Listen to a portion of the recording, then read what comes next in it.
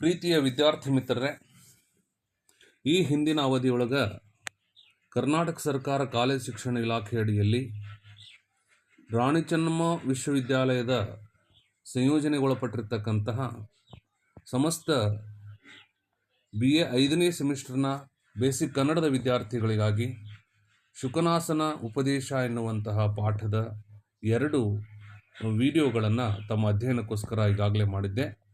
3ನೇ ವಿಡಿಯೋ ಇದು, ಸೆಷನ್ 33. ಇದನ್ನು ತಮ್ಮ ಅಧ್ಯಯನಕ್ಕೋಸ್ಕರ ಇಂದು ನಾನು ಮಾಡ್ತಾ ಇದ್ದೇನೆ. ನನ್ನ ಹೆಸರು ಪ್ರೊಫೆಸರ್ ಮಲ್ಲಪ್ಪ ಟಿ ಹೊಸೂರು. ತಮಗೆಲ್ಲ ಗೊತ್ತಿರೋ ಹಾಗೆ ಶುಕನಾಸನ ಉಪದೇಶ ಎನ್ನುವ ಶೀರ್ಷಿಕೆಯ ಈ ಒಂದು ಪಾಠ ಏನಿದೆ, ಈ ಪಾಠದ ಮೂಲ ಲೇಖಕ ಬಾಣಭಟ್ಟ, ಸಂಸ್ಕೃತದ ಪ್ರಸಿದ್ಧವಾದಂಥ ಕವಿ ಮತ್ತು ಲೇಖಕ. ಬಾಣಭಟ್ಟ ಬರೆದಿರತಕ್ಕಂತಹ ಕಾದಂಬರಿ ಎನ್ನುವಂತಹ ಕೃತಿಯಿಂದ ಈ ಶುಕನಾಸನ ಉಪದೇಶ ಎನ್ನುವಂಥ ಶೀರ್ಷಿಕೆಯ ಪಾಠವನ್ನು ನಾವು ಆಯ್ದುಕೊಂಡಿದ್ದೀವಿ. ಮೂಲ ಸಂಸ್ಕೃತದ ಕಾದಂಬರಿಯ ಈ ಭಾಗವನ್ನು ಗಂಗಾಧರ ಮಡಿವಾಳೇಶ್ವರ ತುರುಮರಿ ಎನ್ನುವಂತಹ ಅನುವಾದಕರು ಕನ್ನಡ ಸಾರಸ್ವತ ಲೋಕಕ್ಕೆ ಅನುವಾದ ಮಾಡಿ ಕೊಟ್ಟಿರ್ತಾರೆ. ಈ ಹಿಂದಿನ ಅವಧಿಯ ಮುಂದುವರೆದ ರೂಪವನ್ನು ಈಗ ನಾವು ನೋಡ್ತಾ ಇದ್ದೀವಿ. ಈಗಾಗಲೇ ತಮಗೆ ಗೊತ್ತಿರೋ ಹಾಗೆ ಶುಕನಾಸ ಅನ್ನುವಂತಹ ವ್ಯಕ್ತಿ, ಅವನು ಮಂತ್ರಿಮಂಡಲದಿದ್ದಂತಹ ವ್ಯಕ್ತಿ. ಮಂತ್ರಿಮಂಡಲದ ಈ ವ್ಯಕ್ತಿ ತನ್ನ ಗೆಳೆಯನಾಗಿರ್ತಕ್ಕಂತಹ ಚಂದ್ರಾಪೀಡನಿಗೆ ಉಪದೇಶ ಮಾಡ್ತಾ ಇದ್ದಾನೆ. ಯಾಕೆ ಅಂತಂದರೆ, ಚಂದ್ರಾಪೀಡನ ಯುವರಾಜ ಪಟ್ಟಾಭಿಷೇಕ ಆಗ್ತಾ ಇದೆ. ಯುವರಾಜ ಆದ ನಂತರ ಹೇಗೆ ಇರಬೇಕು ಅನ್ನುವಂತಹ ಒಂದು ಕಿವಿ ಮಾತನ್ನು ಉಪದೇಶದ ರೂಪದಲ್ಲಿ ಶುಕನಾಸ ತನ್ನ ಗೆಳೆಯನಾಗಿರ್ತಕ್ಕಂಥ ಚಂದ್ರಾಪೀಡನಿಗೆ ನೀಡ್ತಾ ಇದ್ದಾನೆ. ಈಗಾಗಲೇ ಹಲವಾರು ವಿಷಯಗಳನ್ನು ಹೇಳಿದ. ರಾಜ್ಯವೆಂಬ ಸನ್ನಿಪಾತ ನಿದ್ರೆ ಹೇಗಿರ್ತದೆ, ಲಕ್ಷ್ಮಿಯ ಸ್ವಭಾವ ಹೇಗಿರ್ತದೆ, ಹೊಗಳು ಭಟ್ಟರ ಮಾತಿಗೆ ಕಿವಿ ಕೊಡಬೇಕೋ ಕೊಡಬಾರ್ದು ಅನ್ನುವಂಥ ವಿಚಾರ, ಇನ್ನು ಗುರುಗಳ ಒಂದು ಉಪದೇಶ ಅನ್ನುವಂಥದ್ದು ಕಿವಿಗೆ ಭೂಷಣ ಎನ್ನುವಂತಹ ಅನೇಕ ವಿಷಯಗಳ ಕುರಿತಾಗಿ ಈಗಾಗಲೇ ಹಿಂದಿನ ಅವಧಿಯಲ್ಲಿ ಹೇಳಿದ್ದ ಅನ್ನೋದನ್ನು ನಾವು ತಿಳ್ಕೊಂಡು ಇಂದು ನಾವು ಮುಂದುವರೆದ ಭಾಗವನ್ನು ನೋಡ್ತಾ ಇದ್ದೀವಿ. ಮುಂದುವರೆದ ಶುಕನಾಸ ಹೇಳ್ತಾ ಇದ್ದಾನೆ, ಹೋಮಾಗ್ನಿಯ ಪರಿಣಾಮ ಹೇಗಿರ್ತದೆ ಅಂತ ತಿಳ್ಕೊಂಡು. ಹೋಮಾಗ್ನಿಯ ಹೊಗೆಯಿಂದ ನಿರ್ಮಲ ಹೃದಯ ಅನ್ನುವಂಥದ್ದು ಸಂಪೂರ್ಣವಾಗಿ ಮಲಿನವಾಗಿ ಹೋಗಿಬಿಡುತ್ತದೆ. ಯಾಕೆ ಅಂತಂದರೆ, ಹೋಮ ಮಾಡುವ ಸಂದರ್ಭದಲ್ಲಿ ಅಲ್ಲಿ ಹೊಗೆ ಬರ್ತಾ ಇರ್ತದೆ. ಹೋಮದಲ್ಲಿ ಅನೇಕ ಪ್ರಕಾರದ ಬೆಲೆ ಬಾಳುವ ವಸ್ತುಗಳನ್ನು, ಸುಗಂಧವನ್ನು ಹೊರಸೂಸುವಂಥ ವಸ್ತುಗಳನ್ನು ಹಾಕಿ ಸುಡ್ತಾ ಇರ್ತಾರೆ. ಆ ಸಂದರ್ಭದಲ್ಲಿ ಹೊರಡುವಂತಹ ಹೊಗೆ ಏನಿದೆ, ಅದು ಮನುಷ್ಯನ ನಿರ್ಮಲ ಹೃದಯವನ್ನು ಮಲಿನ ಮಾಡಿಬಿಡ್ತದೆ. ಯಾಕೆ ಅಂತಂದರೆ, ಹೋಮ ಮಾಡುವ ವ್ಯಕ್ತಿ ನಾನು ದೊಡ್ಡವನು, ನಾನು ಅಧಿಕಾರಶಾಹಿಯಲ್ಲಿ ಇದ್ದವನು, ನಾನೊಬ್ಬ ಅಧಿಕಾರಿ, ಹೀಗೆ ಅವನ ಮನಸ್ಸಿನಲ್ಲಿ ಅಹಮಿಕೆ ತುಂಬಿರುವುದರಿಂದ ಅವನ ಹೃದಯ ಸಂಪೂರ್ಣವಾಗಿ ಮಲಿನವಾಗಿ ಹೋಗಿಬಿಡ್ತದೆ. ಆ ಹೋಮ ಮಾಡುವ ಸಂದರ್ಭದಲ್ಲಿ ಪುರೋಹಿತ ಏನು ದರ್ಭೆಯಿಂದ ನೀರನ್ನು ಸಂಪ್ರೋಕ್ಷಣ ಮಾಡ್ತಾನೋ, ನೀರನ್ನು ಸಿಂಪಡಿಸ್ತಾನೋ, ಅದರ ಮೂಲಕ ಅರಸರಲ್ಲಿರ್ತಕ್ಕಂತಹ ಕ್ಷಮಾಗುಣ ಅನ್ನುವಂಥದ್ದು ಸಂಪೂರ್ಣವಾಗಿ ಲಯವಾಗಿ ಹೋಗಿಬಿಡ್ತದೆ. ನೋಡ್ರಿ, ಹೃದಯನೂ ಮಲಿನವಾಗುತ್ತದೆ ಮತ್ತು ಅವನ ಕ್ಷಮಾಗುಣವು ಲಯವಾಗುತ್ತದೆ. ಯಾಕೆ ಅಂತಂದರೆ, ಪುರೋಹಿತ ಅನ್ನುವಂಥವನು ಸಮಾಜವನ್ನು ಹಿಡಿತದಲ್ಲಿ ಇಟ್ಕೊಂಡಿರ್ತಕ್ಕಂಥ ಬಹುದೊಡ್ಡ ಶಕ್ತಿ ಅದು. ಅಂತಹ ಪುರೋಹಿತ ರಾಜನನ್ನು ದೇವತಾ ಸಮಾನನ್ನಾಗಿ ಪರಿಗಣಿಸಿ ಅವನು ತನ್ನ ದರ್ಬೆಯಿಂದ ಇವತ್ತು ನೀರನ್ನು ಸಂಪ್ರೋಕ್ಷಣೆ ಮಾಡ್ತಾ ಇದ್ದಾನೆ. ಆದ್ದರಿಂದ ಅರಸನ ಕ್ಷಮಾಗುಣ ಅನ್ನುವಂಥದ್ದು ಪುರೋಹಿತನ ಈ ದರ್ಬೆಯ ಸಂಪ್ರೋಕ್ಷಣೆಯಿಂದ ಸಂಪೂರ್ಣವಾಗಿ ಲಯವಾಗಿ ಹೋಗಿಬಿಡ್ತದೆ ಎನ್ನುವಂಥ ಮಾತನ್ನು ಹೇಳಿದ. ಮುಂದುವರೆದು ಹೇಳ್ತಾ ಇದ್ದಾನೆ, ಅರಸನ ತಲೆಯ ಮೇಲಿನ ಕಿರೀಟ ಏನು ಅರಸನಲ್ಲಿರ್ತಕ್ಕಂಥ ಕ್ಷಮಾಗುಣವನ್ನು ಕೂಡ ಲಯ ಮಾಡಿಬಿಡ್ತದೆ. ಆಮೇಲೆ ತಲೆಯ ಮೇಲೆ ಇರುವಂತಹ ಕಿರೀಟ ಬಂದ ಮೇಲೆ ಮುಪ್ಪಿನಿಂದ ತಲೆ ಬೆಳ್ಳಗಾಗುವುದನ್ನು ಮರೆಯುತ್ತಾರೆ. ಬಹಳ ದೊಡ್ಡ ಮಾತನ್ನು ಹೇಳ್ತಾ ಇದ್ದಾನೆ. ಯಾಕಂತಂದರೆ ನೋಡ್ರಿ, ಇಲ್ಲಿ ಕಿರೀಟ ಅನ್ನುವಂಥದ್ದು ಅಧಿಕಾರ. ಯಾವಾಗ ಅಧಿಕಾರ ತಲೆಗೆ ಇರ್ತದೋ, ಅಧಿಕಾರ ಗದ್ದಿಗೆಗೆ ಒಬ್ಬ ಅರಸ ಏರಿಬಿಡ್ತಾನೋ, ಆ ಸಂದರ್ಭದಲ್ಲಿ ತನಗೆ ಮುಪ್ಪು ಬಂದಿದೆ ಅನ್ನೋದನ್ನು ಕೂಡ ಮರೆತು ಬಿಡ್ತಾನೆ. ತಾನೇ ಮಹಾನ್ ಶಕ್ತಿವಂತ, ಸರ್ವಶಕ್ತಿವಂತ ಅನ್ನುವಂತಹ ಅಹಮಿಕೆ ಅವನಿಗೆ ಬಂದುಬಿಡ್ತದೆ. ಆ ಸಮಯದಲ್ಲಿ ಅನೇಕ ಜನ ಅವನಿಗೆ ಛತ್ರಿ ಚಾಮರಗಳನ್ನು ಹಿಡಿದು ಬೀಸ್ತಾ ಇರ್ತಾರೆ. ಆವಾಗ ಅವನ ಸತ್ಯಶೀಲತ್ವ ಮತ್ತು ಸತ್ಯಶೀಲ ಗುಣ ಸಂಪೂರ್ಣವಾಗಿ ಹಾಳಾಗಿ ಹೋಗಿಬಿಡುತ್ತದೆ ಎನ್ನುವಂಥ ಕಿವಿ ಮಾತನ್ನು ಹೇಳಿದ. ಮುಂದೆ ಹೇಳಿದ, ಭಟ್ಟಂಗಿಗಳ ಜಯ ಜಯಕಾರ ಶಬ್ದದೊಳಗೆ ಅವನ ಸಾಧು ಜನರ ಕಥೆಗಳಿಗೆ ಅಂದರೆ ಸಾಧು ಜನರ ಕಥೆಗಳಿಗೆ ಅರಸನಾದವನು ಕಿವಿಗೊಡಬಾರದು, ಭಟ್ಟಂಗಿಗಳ ಮಾತಿಗೆ ಅರಸನು ಕಿವಿಗೊಡಬಾರದು ಅನ್ನುವಂಥ ಮಾತನ್ನು ಕೂಡ ಹೇಳಿದ. ಆನಂತರ ಅರಸನ ವಿಲಾಸಿ ಜೀವನದ ಪರಿಣಾಮ ಏನಾಗ್ತದೆ, ದುಷ್ಪರಿಣಾಮ ಏನಾಗ್ತದೆ ಅನ್ನೋದನ್ನು ಕೂಡ ಇಲ್ಲಿ ಹೇಳ್ತಾ ಇದ್ದಾನೆ. ಅಂತ ಹೇಳಿದ ಏನಂತಂದರೆ, ಎಲ್ಲ ದುರ್ಗುಣಗಳಿಗೆ ತವರು ಮನೆ ಆಗ್ತದೆ ಅರಸನ ಒಂದು ಏನಿದು ವಿಲಾಸಿ ಜೀವನ ಅನ್ನುವಂಥದ್ದು. ಆ ನಂತರ ಅರಸನಾದವನು ಏನು ತಿಳ್ಕೊತಾನೆ, ಜೂಜಾಟ ಆಡುವುದೇ ಮತ್ತು ಜೂಜಾಟ ಅಥವಾ ಷರತ್ತು ಅಥವಾ ಈ ಸ್ಪರ್ಧೆ, ಈ ಜೂಜು ಇವುಗಳನ್ನು ಆಡುವುದೇ ಭಾಳ ಶ್ರೇಷ್ಠವಾದಂತಹ ವಿಲಾಸಿ ಜೀವನ, ಅರಸನ ಜೀವನ ಅಂತೇಳಿ ಅಂದ್ಕೊಂಡ್ಬಿಡ್ತಾನೆ. ಅಷ್ಟೇ ಅಲ್ಲದೆ ವ್ಯಭಿಚಾರ ಮಾಡುವಂಥದ್ದೇ ತನ್ನ ಚತುರತನ ಅಂತೇಳಿ ಅಂದ್ಕೊಳ್ತಾನೆ. ಯಾಕಂದರೆ ಆತನ ಸುತ್ತಮುತ್ತಲೂ ಇರತಕ್ಕಂತಹ ಅರಸನ ಗುಣಗಳನ್ನು ತಿಳಿಸುವಂತಹ ಭಟ್ಟಂಗಿಗಳು ಹಲವಾರು ಜನ ಇರುವುದರಿಂದ ಅವನು ಚತುರತನ ಅಂದ್ರೇ ವ್ಯಭಿಚಾರ ಮಾಡುವುದು ಅಂತ ಅಂದುಕೊಳ್ತಾನೆ. ಮದ್ಯಪಾನ ಮಾಡುವುದೇ ತನ್ನ ಶ್ರೇಷ್ಠ ಗುಣಗಳಲ್ಲಿ ಒಂದು ಅಂತೇಳಿ ಅಂದುಕೊಳ್ತಾನೆ. ಬೇಟೆಯಾಡುವುದೇ ಶರೀರಕ್ಕೆ ಪರಿಶ್ರಮ ಕೊಡುವಂತಹ ಒಂದು ಕಸುಬು ಅಂತೇಳಿ ಅಂದುಕೊಳ್ತಾನೆ. ಈ ಎಲ್ಲ ಒಂದು ಕಾರಣದಿಂದಾಗಿ ಅರಸ ಸಂಪೂರ್ಣವಾಗಿ ತನ್ನ ವ್ಯಕ್ತಿತ್ವವನ್ನು ಅಲ್ಲಗಳೆದು ಬಿಡ್ತಾನೆ, ವ್ಯಕ್ತಿತ್ವವನ್ನು ಕಳ್ಕೊಂಡ್ಬಿಡ್ತಾನೆ ಎನ್ನುವಂಥದ್ದು. ಅಷ್ಟೇ ಅಲ್ಲದೆ ವೀರ ಉಪದೇಶವನ್ನು ಅಲ್ಲಗಳೆಯುವುದು ಇದು ಬಹಳ ಅದ್ಭುತವಾದ ಮಾತು. ಯಾವ ಅರಸನಿರ್ತಾನೆ ಅವನು ಉಪದೇಶಗಳನ್ನು ಅಲ್ಲಗಳಿತಾನೆ. ಉಪದೇಶವನ್ನು ಕೊಡುವವರು ಅರಸನಿಗೆ ಧೈರ್ಯವಂತರಿರ್ತಾರೆ, ಆತ್ಮೀಯರಿರ್ತಾರೆ, ಕುಲವೃದ್ಧರಿರ್ತಾರೆ, ಹಿರಿಯರಿರ್ತಾರೆ, ಗೆಳೆಯರಿರ್ತಾರೆ. ಅವರ ಉಪದೇಶವನ್ನು ಸಂಪೂರ್ಣವಾಗಿ ಅಲ್ಲಗಳಿತಾನೆ.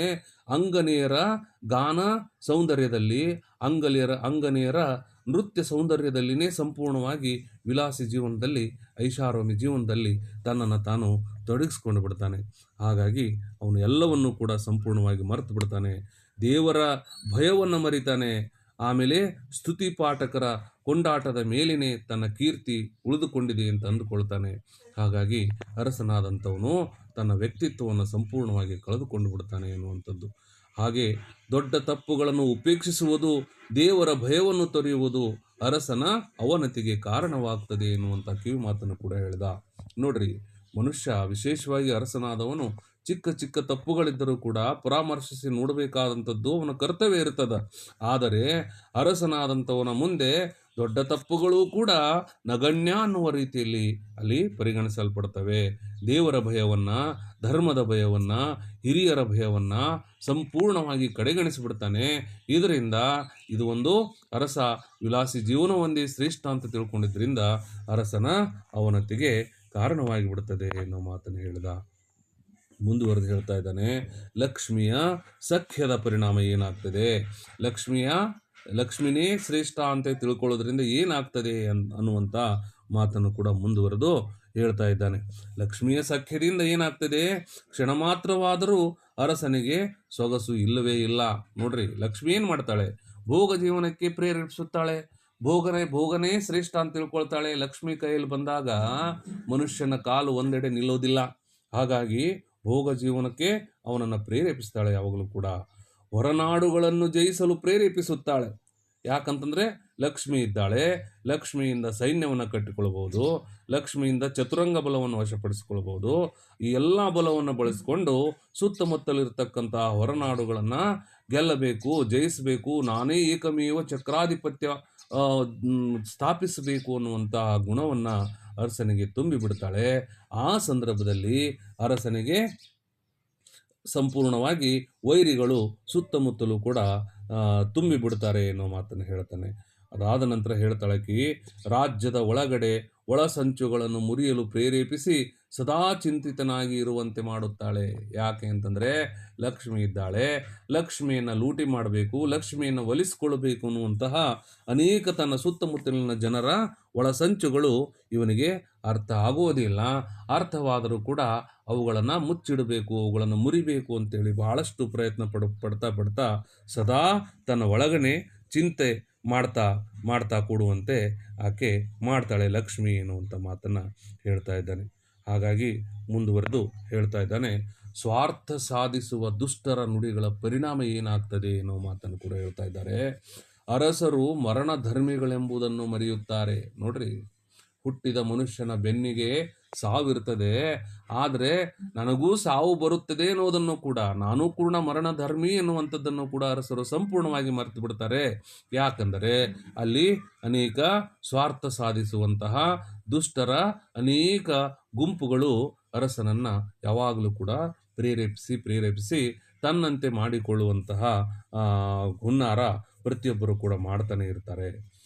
ಆನಂತರ ತಾವು ದೇವರ ಅವತಾರವೆಂದು ತಿಳಿಯುತ್ತಾರೆ. ಅರಸನಾದಂಥವನು ಅನ್ಕೊಳ್ತಾನೆ, ಇಷ್ಟೆಲ್ಲ ಮಹಾನುಭಾವರು, ದ್ವಿಜರು, ಪುರೋಹಿತರು, ಬ್ರಾಹ್ಮಣರು ಪ್ರತಿಯೊಬ್ಬರೂ ಕೂಡ ನನ್ನನ್ನು ಆರಾಧಿಸುತ್ತಾರೆ ಎನ್ನುವುದಾದರೆ ನಾನು ದೇವರ ಅವತಾರ, ನಾನು ವರವನ್ನು ಕೊಡುವವನು, ನಾನೇ ಸೃಷ್ಟಿಕರ್ತ, ನಾನೇ ಬ್ರಹ್ಮ ವಿಷ್ಣು ಮಹೇಶ್ವರ, ಎಲ್ಲದನ್ನು ಕೂಡ ತಾನೇ ದೇವರ ಅವತಾರ ಅಂತ ಅಂದ್ಕೊಳ್ತಾನೆ ಅರಸನಾದಂಥವನು. ವಿದ್ವಾಂಸರನ್ನು ಉಪಹಾಸ ಮಾಡುತ್ತಾನೆ, ವಿದ್ವಾಂಸರು ಈತನನ್ನು ಉಪಹಾಸ ಮಾಡುತ್ತಾರೆ. ಯಾಕೆಂತಂದರೆ ನೋಡ್ರಿ, ಇತಿಹಾಸ ಪುಟಗಳಲ್ಲಿ ಪಂಪ, ರನ್ನ, ಪೊನ್ನರಂತಹ ಕವಿಗಳನ್ನು ನೋಡ್ತೀವಿ. ಪಂಪ, ರನ್ನ, ಪೊನ್ನರಿಗೆ ಆಶ್ರಯ ಕೊಟ್ಟಿರ್ತಕ್ಕಂತಹ ಕವಿಗಳು ಇನ್ನೂವರೆಗೂ ಆಶ್ರಯ ಕೊಟ್ಟಿರ್ತಕ್ಕಂಥ ಅರಸರುಗಳು ಇನ್ನೂವರೆಗೂ ಜೀವಂತ ಇದ್ದಾರೆ. ಸೂರ್ಯ ಚಂದ್ರ ಇರೋವರೆಗೂ, ಅವರು ಬರೆದಿರ್ತಕ್ಕಂಥ ಕಾವ್ಯಗಳು ಇರೋವರೆಗೂ ಕೂಡ ಅವರು ಜೀವಂತ ಇರ್ತಾರೆ. ಯಾಕಂದರೆ ವಿದ್ವಾಂಸರು ತಾವು ಬದುಕಿದರು, ತಮಗೆ ಆಶ್ರಯ ಕೊಟ್ಟಿರ್ತಕ್ಕಂತಹ ಅರಸರನ್ನು ಕೂಡ ಬದುಕಿಸಿದರು. ಆದರೆ ಯಾವ ಅರಸ ವಿದ್ವಾಂಸರನ್ನು ಉಪಹಾಸ ಮಾಡುತ್ತಾನೋ ಅವನ ಅವನತಿ ಅತಿ ಬೇಗದಲ್ಲಿ ಇರುತ್ತದೆ. ಅದು ಸ್ವಾರ್ಥ ಸಾಧಿಸುವ ದುಷ್ಟರ ನುಡಿಗಳ ಪರಿಣಾಮದಿಂದ, ವಿದ್ವಾಂಸರ ಉಪಹಾಸದಿಂದ ಆತನ ಸಂಪೂರ್ಣವಾದಂತಹ ಆತನ ವ್ಯಕ್ತಿತ್ವ, ಆತನ ಅಸ್ತಿತ್ವ ಸಂಪೂರ್ಣವಾಗಿ ಹಾಳಾಗಿ ಹೋಗಿಬಿಡುತ್ತದೆ. ಅಷ್ಟೇ ಅಲ್ಲದೆ ಅರಸನಿಗೆ ಒಂದು ರೂಢಿಯಾಗಿಬಿಡುತ್ತದೆ. ಏನಂದರೆ ಹೊಗಳು ಭಟ್ಟರನ್ನು ನಂಬುವುದು. ಅವನಿಗೆ ಹೊಗಳು ಭಟ್ಟರು ಬೇಕು, ಅವನನ್ನೇ ಹೊಗಳಬೇಕು. ಅವನ ದೋಷಗಳನ್ನು ಎತ್ತಿ ತೋರಿಸುವವರ ಮೇಲೆ ಯಾವಾಗಲೂ ಕೂಡ ದ್ವೇಷ ಸಾಧಿಸುವಂಥ ಒಂದು ಗುಣ ಅವನ ಮನಸ್ಸಿನಲ್ಲಿ ಸಂಪೂರ್ಣವಾಗಿ ಬೆಳೆದು ಬಿಡುತ್ತದೆ. ಆನಂತರ ಹೇಳ್ತಾ ಇದ್ದಾನೆ ಶುಕನಾಸ, ರಾಜ್ಯ ಎನ್ನುವುದು ನೀ ತಿಳಿದುಕೊಂಡ ಹಾಗೆ ಇದು ಹೂವಿನ ಹಾಸಿಗೆ ಅಲ್ಲ ಗೆಳೆಯ, ಅದು ಒಂದು ಮುಳ್ಳಿನ ಹಾಸಿಗೆ ಅನ್ನುವಂಥದ್ದು. ಇತ್ತೀಚಿನ ದಿನಮಾನಗಳಲ್ಲಿ ಅನೇಕ ಅಧಿಕಾರದ ಗದ್ದಿಗೆಯಲ್ಲಿರ್ತಕ್ಕಂಥ ಅನೇಕ ರಾಜಕಾರಣಿಗಳ ಬಾಯಿಂದಲೂ ಕೂಡ ಈ ಮಾತು ಬರ್ತಾ ಇರೋದನ್ನು ನೋಡ್ತಾ ಇದ್ದೀವಿ. ಪ್ರಿಯ ವಿದ್ಯಾರ್ಥಿಗಳೇ, ಅಧಿಕಾರದ ಚುಕ್ಕಾಣಿ ಎಂದರೆ ತಂತಿಯ ಮೇಲೆ ನಡೆದಂತೆ ಎನ್ನುವಂಥದ್ದು. ಅಧಿಕಾರ ಎನ್ನುವುದು ಹೂವಿನ ಸುಪ್ಪತ್ತಿಗೆ ಅಲ್ಲ, ಮುಳ್ಳಿನ ಹಾಸಿಗೆ ಎನ್ನುವಂಥದ್ದನ್ನು ಈ ಕಾವ್ಯಗಳು ಕೂಡ ಮೇಲಿಂದ ಮೇಲೆ ಎತ್ತಿ ತೋರಿಸ್ತಾ ಇವೆ. ಅದಕ್ಕೆ ಹೇಳ್ತಾರೆ, ರಾಜ್ಯ ಅಂದ್ರೇನು, ಅಧಿಕಾರ ಅಂದ್ರೇನು ಅಂದರೆ ತಾರುಣ್ಯ ಮದಕ್ಕಿಂತ ಮಿಗಿಲಾದದ್ದು. ನೋಡ್ರಿ, ತಾರುಣ್ಯ ಮದ ಅಂದ್ರೇ ಮನುಷ್ಯನಿಗೆ ಏನೂ ಕಾಣಿಸೋದಿಲ್ಲ. ತನ್ನ ವಯಸ್ಕಾವಸ್ಥೆಯಲ್ಲಿ ಯುವತಿಗೆ ಜಗತ್ತೇ ಕಣ್ಣಿಗೆ ಕಾಣಿಸೋದಿಲ್ಲ. ಆದರೆ ಈ ರಾಜ್ಯವೆನ್ನುವಂತಹ ಈ ಒಂದು ಸುಖದ ಸುಪ್ಪತ್ತಿಗೆ ಏನಿದೆಯಲ್ಲ, ಇದು ತಾರುಣ್ಯದ ಮದಕ್ಕಿಂತಲೂ ಕೂಡ ಮಿಗಿಲಾದದ್ದು. ರಾಜನಾದಾಗ ಗುರು ಹಿರಿಯರನ್ನು, ಇಷ್ಟ ಮಿತ್ರರನ್ನು, ವಿದ್ವಾನ್ ಜನರನ್ನು ಗೌರವಿಸಬೇಕು. ನೋಡ್ರಿ, ಕಿವಿ ಮಾತೆಷ್ಟು ಅದ್ಭುತವಾಗಿದೆ ಅಂದ್ರೆ, ರಾಜನಿಗೆ ತನ್ನ ಪರಿವಾರನೂ ಕೂಡ ಬಹಳ ಮುಖ್ಯ, ಪ್ರಜೆಗಳು ಕೂಡ ಬಹಳ ಮುಖ್ಯ. ತನ್ನನ್ನು ಸದಾಕಾಲ ತಪ್ಪು ಮಾಡಿದಾಗ ಸರಿ ಮಾರ್ಗಕ್ಕೆ ತರುವಂತಹ ಗುರು ಹಿರಿಯರನ್ನ, ಇಷ್ಟ ಮಿತ್ರರನ್ನ ಮತ್ತು ವಿದ್ವತ್ ತುಂಬಿರ್ತಕ್ಕಂಥ ಜನರನ್ನ ಗೌರವಿಸಬೇಕು. ಅವರು ಹೇಳಿದ ಮಾರ್ಗದಲ್ಲಿ ನಡೆಯೋದಕ್ಕೆ ನೀನು ಪ್ರಯತ್ನ ಪಡಬೇಕು ಅನ್ನೋ ಮಾತನ್ನು ಕೂಡ ಹೇಳ್ತಾನೆ. ಹಾಗೆ ದುಷ್ಟರನ್ನು, ಜಾರರನ್ನು, ಚೋರರನ್ನು ಹತ್ತಿರಕ್ಕೆ ಬರಿಸಕೂಡದು ಅನ್ನುವಂಥದ್ದು. ನೋಡ್ರಿ, ಜಾರರು, ಚೋರರು ಈ ಅರಸನನ್ನ ತಪ್ಪು ದಾರಿಗೆ ಎಳಿತಾರೆ. ಅರಸನ ಒಂದು ಅರಸೊತ್ತಿಗೆ ಏನಿದೆ, ಅರಸನ ಆ ಒಂದು ಆಳ್ವಿಕೆ ದಿನಮಾನಗಳನ್ನು ಸಂಪೂರ್ಣವಾಗಿ ಅವನ ಎತ್ತ ಕೊಂಡೊಯ್ದು ಬಿಡ್ತಾರೆ. ಹಾಗಾಗಿ ದುಷ್ಟರು, ಜಾರರನ್ನ ಹತ್ತಿರಕ್ಕೆ ಬರಿಸಕೂಡದು ಅನ್ನುವಂಥ ಕಿವಿ ಮಾತನ್ನು ಕೂಡ ಹೇಳಿದ. ಹೆಂಗಸರ ಮೊಗದಾವರೆಗಳಿಗೆ ಮರುಳಾಗಿ ಅವರು ಏಕಾಂತದಲ್ಲಿ ಆಡಿದ ಮಾತಿಗೆ ಮರುಳಾಗಬಾರದು. ಬಹುದೊಡ್ಡ ಮಾತಿದು. ಯಾಕೆಂತಂದರೆ ಹೆಂಗಸರು ಏಕಾಂತದಲ್ಲಿ ಆಡುವಂತಹ ಮಾತುಗಳಿಗೆ ಯಾವತ್ತೂ ಕೂಡ ನೀನು ಕಿವಿಗೊಡಬೇಡ. ಯಾಕೆಂದರೆ ಹೆಂಗಸರ ಆ ಮಾತಿನಲ್ಲಿ ಸ್ವಾರ್ಥ ಇರ್ತದೆ, ನಿನ್ನನ್ನು ಅವನತಿಗೆ ಒಯ್ಯುವಂತಹ ಗುಣ ಇರ್ತದೆ. ಅವರ ಮೊಗದಾವರೆಗಳಿಗೆ, ಅವರ ನಗುಮುಖಕ್ಕೆ, ಅವರ ನಗುವಿಗೆ, ಮೋಹಕ ನುಡಿಗೆ, ಬೆಡಗು ಭಿನ್ನಾಣಗಳಿಗೆ ನೀನು ಮರುಳಾಗದಿರು ಗೆಳೆಯ ಅನ್ನುವ ಒಂದು ಕಿವಿ ಮಾತನ್ನು ಕೂಡ ಹೇಳ್ತಾ ಇದ್ದಾನೆ. ಹೀಗೆ ಇಷ್ಟು ಏನಂತಂದರೆ ಈ ಪಾಠದ ಬಹುಮುಖ್ಯವಾಗಿರ್ತಕ್ಕಂಥ ಅಂಶ. ಹಾಗಾಗಿ ಮುಂದುವರೆದು ಹೇಳ್ದ, ಗೆಳೆಯ, ರಾಜ್ಯಭಾರವನ್ನು ಬಹಳಷ್ಟು ವ್ಯವಸ್ಥಿತವಾಗಿ ನೀನು ನಡೆಸಿಕೊಂಡು ಹೋಗು. ಪರಂಪರೆಯಿಂದ ಬಂದಿರತಕ್ಕಂತಹ ನಿನ್ನ ವಂಶದ ಕೀರ್ತಿಯನ್ನು ಹಾಳಾಗದಂತೆ ನೀನು ನೋಡಿಕೋ ಅನ್ನೋ ಮಾತನ್ನು ಕೂಡ ಹೇಳಿದ. ಹಾಗೆ ಹೇಳ್ತಾ ಇದ್ದಾನೆ ಏನಂದರೆ, ಯಾವತ್ತು ಪೃಥ್ವಿಯನ್ನು ದಂಡು ತಕ್ಕೊಂಡು ಹೋಗಿ ತಿರುಗಿ ಸಪ್ತ ದ್ವೀಪಗಳನ್ನು ಕೈವಶ ಮಾಡಿಕೊಂಡು ಕೀರ್ತಿಯನ್ನು ಪಡೆ ಎನ್ನುವ ಮಾತುಗಳನ್ನು ಕೂಡ ತನ್ನ ಗೆಳೆಯನಿಗೆ ಹೇಳಿ ಈ ಮಾತನ್ನು ಹೇಳಿದ. ಗೆಳೆಯನಾಗಿ ಮಿತ್ರ ಸಂಹಿತ ರೂಪದಲ್ಲಿ ಹೇಳಬೇಕಾದ ಕರ್ತವ್ಯವನ್ನು ಮಾಡಬೇಕಾದ ಧರ್ಮವನ್ನು ನಾನು ಮಾಡಿದ್ದೇನೆ, ವ್ಯವಸ್ಥಿತವಾಗಿ ನೀನು ಇದನ್ನು ನಡೆಸಿಕೊಂಡು ಹೋಗು ಅನ್ನೋ ಮಾತನ್ನು ಕೂಡ ಹೇಳಿದ. ಹಾಗೆ ಹೀಗೆ ಅನೇಕ ರೀತಿಯ ಉಪದೇಶಗಳನ್ನು ಶುಕನಾಸ ತನ್ನ ಗೆಳೆಯನಿಗೆ ನೀಡಿದ ಅನ್ನೋದನ್ನು ನೋಡ್ತಾ ಇದ್ದೀವಿ. ಇಷ್ಟು ಹೊತ್ತಿನವರೆಗೆ ನೋಡಿರ್ತಕ್ಕಂತಹ ಈ ಪಾಠದ ಸಾರ ಏನಂತಂದರೆ, ವಿದ್ವಜ್ಜನರನ್ನು ನಾವು ಅಪಹಾಸ್ಯ ಮಾಡಬಾರದು. ಅಪಹಾಸ್ಯ ಮಾಡಿದರೆ ಅದರ ದುಷ್ಪರಿಣಾಮವನ್ನು ನಾವು ಎದುರಿಸಬೇಕಾಗುತ್ತದೆ ಎನ್ನುವ ಅಧ್ಯಯನದ ಸಾರವನ್ನು ಕೂಡ ನೋಡಿದ್ದೀವಿ. ವಿಲಾಸಿ ಜೀವನದಿಂದ ಏನೆಲ್ಲ ದುಷ್ಪರಿಣಾಮಗಳಾಗುತ್ತವೆ ಅನ್ನೋದನ್ನು ನಾವು ಅರ್ಥೈಸ್ಕೊಂಡಿದ್ದೀವಿ. ಅಷ್ಟೇ ಅಲ್ಲದೆ ಹೂಬಾಣದ ಪ್ರಹಾರದ ಹರಿತದ ಪರಿಣಾಮ. ಹೂಬಾಣ ಅಂದ್ರೇನು? ಹೆಂಗಳೆಯರ ಮಾತಿಗೆ ಮರುಳಾಗಿ, ಹೆಂಗಳೆಯರ ಬೆಡಗು ಭಿನ್ನಾಣಗಳಿಗೆ ಮರುಳಾದರೆ ಅರಸ ಹೇಗೆ ಅವನತಿಗೆ ಹೋಗ್ತಾನೆ ಅನ್ನೋದನ್ನು ಕೂಡ ತಿಳ್ಕೊಂಡಿವಿ. ಹೆಂಗಸರ ಏಕಾಂತದ ನುಡಿಗಳ ದುಷ್ಪರಿಣಾಮವನ್ನು ಅರ್ಥಕೊಂಡಿವಿ. ಅಷ್ಟೇ ಅಲ್ಲದೆ ಐಶ್ವರ್ಯದಿಂದ ಮದಾಂಧರಾಗಿರುವ ಅರಸರಿಗೆ ಉಪದೇಶದ ಮಹತ್ವ ಹೇಗಿರುತ್ತದೆ ಅನ್ನೋದನ್ನು ಕೂಡ ನಾವು ತಿಳ್ಕೊಂಡಿವಿ. ಪ್ರಿಯ ವಿದ್ಯಾರ್ಥಿಗಳೇ, ಇಷ್ಟು ಹೊತ್ತಿನವರೆಗೆ ನೋಡಿರ್ತಕ್ಕಂತಹ ಈ ಪಾಠದ ಮೇಲೆ ಕೆಲವು ವಸ್ತುನಿಷ್ಠ ಪ್ರಶ್ನೆಗಳು ಕೂಡ ಇವೆ. ಇವುಗಳಿಗೆ ನೀವು ಉತ್ತರಿಸಬೇಕಾಗ್ತದೆ. ರಾಜ್ಯ ಎನ್ನುವುದು ಎಂತಹ ಹಾಸಿಗೆಯಾಗಿದೆ ಎನ್ನುವುದನ್ನು ಕೂಡ ಹೇಳಿದ್ದಾನೆ. ಈಗಾಗಲೇ ಪಾಠದಲ್ಲಿ ಹೂವಿನ ಹಾಸಿಗೆನ, ಮುಳ್ಳಿನ ಹಾಸಿಗೆನ, ಹೂ ಮುಳ್ಳುಗಳ ಹಾಸಿಗೆನ ಅಥವಾ ಅರಳೆಯ ಹಾಸಿಗೆ ಎನ್ನುವುದನ್ನು ನೀವು ಹೇಳಬೇಕು. ಎರಡನೇ ಪ್ರಶ್ನೆ ಇದೆ, ಎಂತಹವರ ಮಾತನ್ನು ನಂಬಬಾರದು ಅಂತಿದೆ. ಏಕಾಂತದಲ್ಲಿ ನುಡಿದ ಹೆಂಗಸರ ಮಾತುಗಳನ್ನು, ಜನಸಮ್ಮುಖದಲ್ಲಿ ನುಡಿದ ಪಂಡಿತರ ಮಾತುಗಳನ್ನು, ರಾಜರ ಎದುರಿಗೆ ನುಡಿದ ಮಂತ್ರಿಗಳ ಮಾತುಗಳನ್ನು ಮತ್ತು ಗೆಳೆಯರ ಮಾತುಗಳನ್ನು ನಂಬಬಾರದು. ಯಾವುದು ಅನ್ನೋದನ್ನು ಹೇಳಬೇಕು. ಮೂರನೇ ಪ್ರಶ್ನೆ ಇದೆ, ಪುರೋಹಿತನ ದರ್ಭೆಯ ಸಂಪ್ರೋಕ್ಷಣೆಯಿಂದ ಯಾವ ಗುಣ ಲಯವಾಗುತ್ತದೆ? ಕ್ಷಮಾಗುಣ, ದಯಾಗುಣ, ಕರುಣಗುಣ ಮತ್ತು ದುರ್ಗುಣ ಯಾವುದು ಲಯವಾಗುತ್ತದೆ ಎನ್ನುವುದನ್ನು ನೀವು ಬರಿಬೇಕು. ಮುಂದಿನ ಪ್ರಶ್ನೆ ಇದೆ, ವ್ಯರ್ಥ ಅಭಿಮಾನದಿಂದ ರಾಜರು ಏನನ್ನು ಮರೆಯುತ್ತಾರೆ? ತಾವು ಜನನಧರ್ಮಿ ಎಂಬುದನ್ನು, ತಾವು ಮರಣಧರ್ಮಿ ಎನ್ನುವುದನ್ನು, ತಾವು ಕರುಣಧರ್ಮಿ ಎಂಬುದನ್ನು, ತಾವು ಧರ್ಮಾಧರ್ಮಿ ಎಂಬುದನ್ನು ಯಾವುದನ್ನು ಮರೆತು ಬಿಡ್ತಾರೆ ಎನ್ನುವುದನ್ನು ನೀವು ಹೇಳಬೇಕು. ನೆಕ್ಸ್ಟ್ ಕ್ವಶನ್ ಇದೆ, ಚಾಮರದ ಗಾಳಿಯ ಪರಿಣಾಮ ಏನು?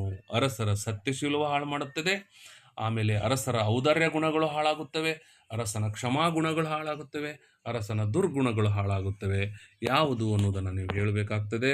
ಇಷ್ಟು ಹೊತ್ತಿನವರೆಗಿನ ಈ ಪಾಠದ ಸಮಸ್ತ ಪಾಠಕ್ಕೋಸ್ಕರ ನಾನು ಆಕರ ಗ್ರಂಥವಾಗಿ ಸಾಹಿತ್ಯ ಸಂಗಮ ಭಾಗ 5 ಇದನ್ನು ಆಯ್ದುಕೊಂಡಿದ್ದೀನಿ. ಪ್ರಸ್ತುತ ಪುಸ್ತಕವನ್ನು ರಾಣಿ ಚೆನ್ನಮ್ಮ ವಿಶ್ವವಿದ್ಯಾಲಯದ ಪ್ರಸಾರಾಂಗದ ಪ್ರಕಟಣೆ ಮಾಡಿದೆ. ಗಂಗಾಧರ ಮಡಿವಾಳೇಶ್ವರ ತುರುಮರಿಯವರು ಬಾಣ ಕಾದಂಬರಿಯ ಅನುವಾದ ಕೃತಿಯನ್ನು ಕೂಡ ಬಳಸ್ಕೊಂಡಿದ್ದೀನಿ. ಅಷ್ಟೇ ಅಲ್ಲದೆ ವಿಕಿಪೀಡಿಯಾದಲ್ಲಿ ದೊರೆಯುವಂತಹ ಒಂದು ಸಂಪನ್ಮೂಲವನ್ನು ಕೂಡ ಬಳಸ್ಕೊಂಡಿದ್ದೀನಿ. ಇಷ್ಟು ಶುಕನಾಸನ ಉಪದೇಶದ ಕೊನೆಯ ವಿಡಿಯೋ ವಿದ್ಯಾರ್ಥಿಗಳೇ. ಇದನ್ನೆಲ್ಲ ಕೂಡ ಚೆನ್ನಾಗಿ ಓದಿ ಅಭ್ಯಾಸ ಮಾಡಿಕೊಂಡು ಮುಂದೆ ಬರುವಂಥ ಪರೀಕ್ಷೆಗೆ ತಯಾರಾಗಿ ಏನು ಅಂತೇಳಿ ಆಶಿಸಿ ತಮ್ಮೆಲ್ಲರಿಗೂ ಶುಭವಾಗಲಿ ಅಂತ ಹೇಳ್ತಾ ಈ ವಿಡಿಯೋವನ್ನು ಇಲ್ಲಿ ಮುಗಿಸ್ತಾ ಇದ್ದೀನಿ. ಧನ್ಯವಾದಗಳು.